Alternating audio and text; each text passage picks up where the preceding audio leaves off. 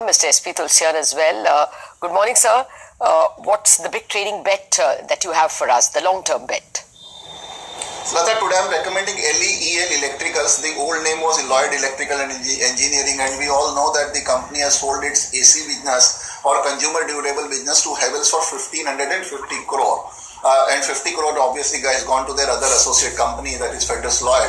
And if you see, the deal has consummated only in the middle of May. The company got 1,550 crore from Havells for sale of their consumer durable only in the middle of May. So they have not given any effect of the profits or reduction of the or booking the profits or reduction in the or utilization of the funds etc. in the Q1 numbers. That by footnote company has said that it will be given effect in the due course, and I expect that will happen in Q2. But if you see the Q1 numbers, in fact I observed a very interesting things that there is a change in inventory of work in progress and in stock in trade of 341 crore, that is as an expense. So what I feel that this is on account of the consumer durable sales, because whenever you lock, stock and barrel, you sell the entire, you monetize the entire division, you get out of the current assets also, in which you write off a huge amount. So this 341 crore charging to the P&L account as a raw material cost is seen to be an adjustment or cleaning up of the books, because of the remaining two business. If you take OEM and packaged AC business, their EBIT is 26 crore against 27 crore of the same quarter last year. Heat exchanger had an EBIT of 17 crore against 16 crore. That means there has been virtually no effect to their existing two business, which are seen to be quite precious.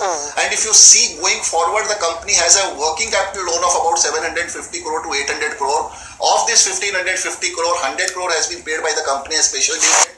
Even if I presume 300 crore as a tax liability or 200 crore as an exceptional write-off, though the major stock has been written off in this P&L, I expect that company will remain with a net of cash of about 500 crore.